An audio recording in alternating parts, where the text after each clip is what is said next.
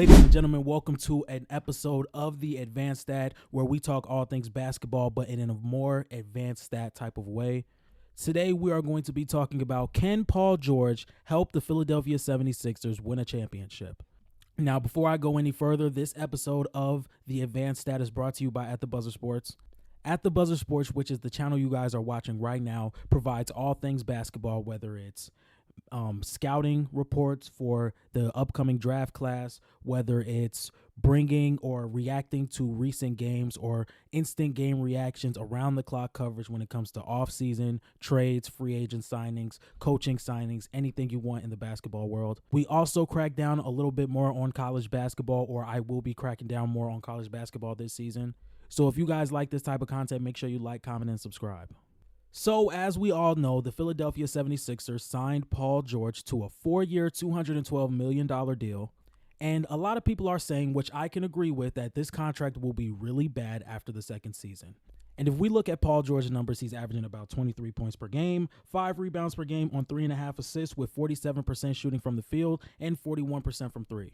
He also played 74 games this regular season, which is the most he's played since the 2018-2019 season with the Oklahoma City Thunder. And he did not play a single season over 60 games in these past years in between. So if we pair that up with Joel Embiid, who just came off a season where he was averaging 35 points per game, 11 rebounds, 6 assists on 53% shooting from the field, and a guy like Tyrese Maxey, who was 26 points per game on 45% shooting from the field, you get a pretty solid big three that has the potential to get you a deep playoff run in the Eastern Conference. Now, the one thing I would necessarily say is a problem that has to be fixed with the 76ers roster is you have to fill this roster out. Now, when I talk about filling the roster out, there are two players that I wish you guys would have held on to, and those guys are DeAnthony Melton and Buddy Hield. I feel as though those two players should have definitely been held on to this offseason because DeAnthony Melton could have been that point of attack defender and Buddy Hield could have been that three-point shooter that you needed in the playoffs during the regular season and so on and so forth. If we look at the current roster of the Philadelphia 76ers, there's Tyrese Maxey, Eric Gordon, Jared McCain, Paul George, Kelly Oubre, Ricky Council IV, Joel Embiid, Andre Drummond, and Paul Reed. That's a 9-man team. There are still roster spots that have to be filled in this offseason to where we could really go on a championship run. And I looked at the roster and I put together some needs that this team would have to get, and that's a playmaking guard and some 3-and-D wings. I feel as though the big man rotation is solid. The big man rotation is just fine with Joel Embiid, Andre Drummond, and Paul Reed. And looking at some remaining free agents that I would like to fill these roles, I came up with a few names, and that is Saddiq Bey, Haywood Highsmith, Tyus Jones, Kyle Lowry, and Gary Trent Jr. I think guys like Haywood Highsmith, Kyle Lowry, and Gary Trent Jr. could be on the cheaper side. Kyle Lowry is older. He can go on a vet minimum. You can grab Haywood Highsmith on a minimum, and you can also get Gary Trent with less than the mid-level exception. I feel as though all three of those players can really make a big impact. Kyle Lowry with his playmaking ability and his defensive IQ. I also like Haywood Highsmith. This is some size that you can throw at guys like Jaylen Brown or Jason Tatum. And same with Gary Trent Jr. He had an off year this year, but this guy can still stretch the floor. He can still be a decent, positive defender for the Philadelphia 76ers. So in this scenario, I went out and got Tyus Jones, Gary Trent, and Haywood Highsmith, leaving the 76ers with a starting lineup of Tyrese Maxey, Gary Trent Jr., Paul George, Paul Reed, and Joel Embiid. I don't necessarily know how much Paul Reed would play next to Joel Embiid since he did not play next to Joel Embiid at all last season. So I don't know if he would start at the 4 or you would push PG to the 4, which sounds very strange to me. So I don't know if I would do that either. But it would also have a bench of Kelly Oubre, Tyus Jones, Andre Drummond, Jared McCain, Haywood Highsmith, and Eric Gordon whenever you want to throw him in for some shooting. There's also some teams that would be willing to trade with you. I know Dorian Finney-Smith could be on the market right now, or Cam Johnson could be on the market. Those are two guys that could play the small ball forward position. And when it comes to the Paul George signing, something I love the most about this is the non-Joel Embiid minutes. In the playoffs, With Joel Embiid on the floor, this team had a 128 offensive rating, a 115 defensive rating, and a positive 13.3 net rating. Now, in the playoffs without Embiid, this is per NBA.com. This is the lineup that was played most without Joel Embiid on the floor. There was a 72.7 offensive rating, a 157.1 defensive rating, and a net rating of negative 84.4. Now, the reason I think Joel Embiid played so much in the playoffs is due to numbers like these. And I think it helps out a lot when Paul George is going to be running in lineups with Tyrese Maxey in the same lineup as him, so Joel Embiid can get more of a break. Even if we look at the 76ers stats this regular season with and without Joel Embiid, with Joel Embiid, they were 31-8, had a win percentage of 79, had an offensive rating of 121.3, a defensive rating of 112.7, and a net rating of positive 8.6. Without Joel Embiid, they had a record of 16-27, a win percentage of 37%, an offensive rating of 114.9, a defensive rating of 116.5, and a net rating of negative 1.6. And I think bringing in Paul George, even if Joel Embiid does miss a stretch of 15 to 20 games, let's pray he doesn't, I think even this season, they could have switched that 16-27 to 27-16 with Tyrese Maxey and Paul George. Or even if you can get this to 500 to the point where, let's say you go 22-21 or you go 20-23. That's not terrible. That's not terrible, because if you go 20-23, you're still a 50-win team. You go 51-31, and I think that's good enough to be top 5 or top 4 in the Eastern Conference. I think the Philadelphia 76ers would have had a way easier path if Joel Embiid did not get hurt. Now, let's think about it. We already know. That's something we already know. But with Joel Embiid in the playoffs, let's say they still finish as the 3rd seed, and they have to play a team like the Indiana Pacers in the first round. And then you have to turn around and play the New York Knicks in the second round. That's not the worst avenue than having to play the New York Knicks in the first round, if you get where I'm saying.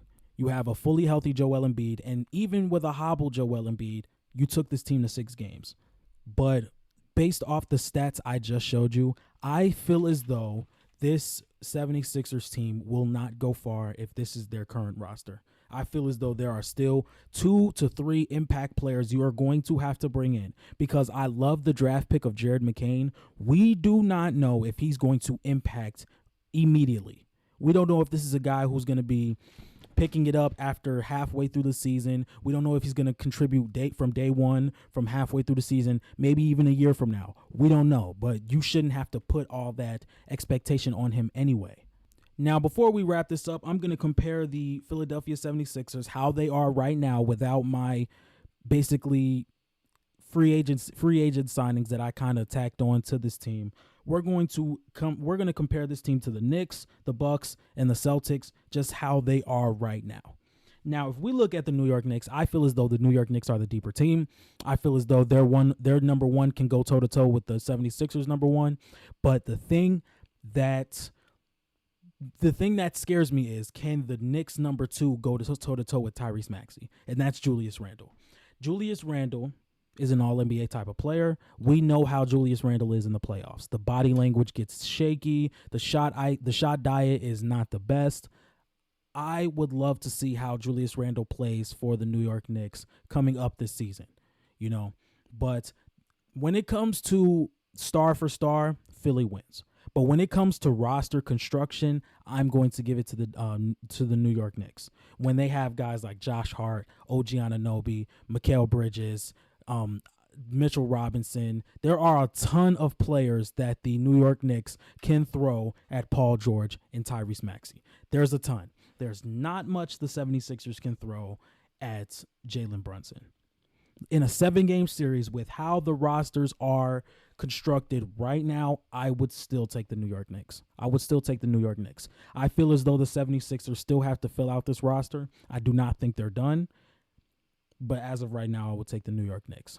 Now, with the Boston Celtics, this is another one. The Philadelphia 76ers, and let's with the way the Philadelphia 76ers roster is constructed at the moment, I still feel as though I feel as though they're going to bring the same problems that the Milwaukee Bucks did last year.